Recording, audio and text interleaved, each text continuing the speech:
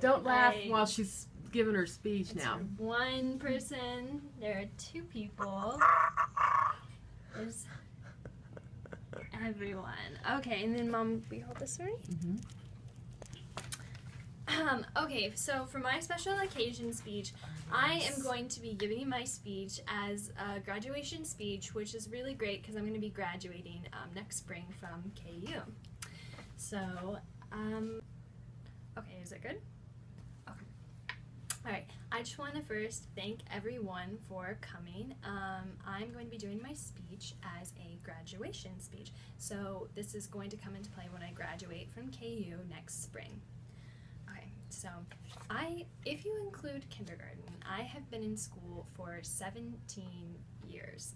So when you actually say that out loud, that's an just extremely long amount of time. And so through this time of my education process, there have been a few teachers that I'd like to thank, and of course my family. So I'm just going to go ahead and mention highlight just a few of the people who have been really important getting me to this point where I'm graduating from college. So the first teacher I'd like to mention is my actually 4th and 5th grade teacher, Mr. Han, and in his class with the accelerated reading program, I really started to cultivate my love of reading.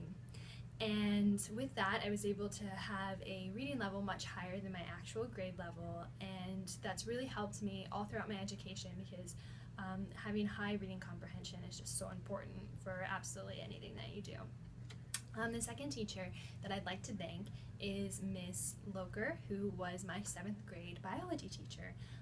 After she moved me to the back of the class at a little desk right next to hers because I was chatting too much with my other classmates, she allowed me to really concentrate on the subject, and I found out that I really had an interest in it and really, really liked it. And that was really important to me because now I'm actually will have a BS in biology from the University of Kansas. So my third teacher that I would like to thank is Professor Holder, who teaches at KU. I was in her genetics course, an introduction to genetics, and it was a really large class. It was probably like 600 people.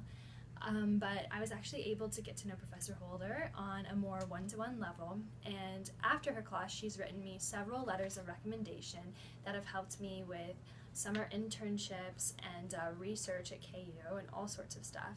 So she has just been so helpful to me during my time in college.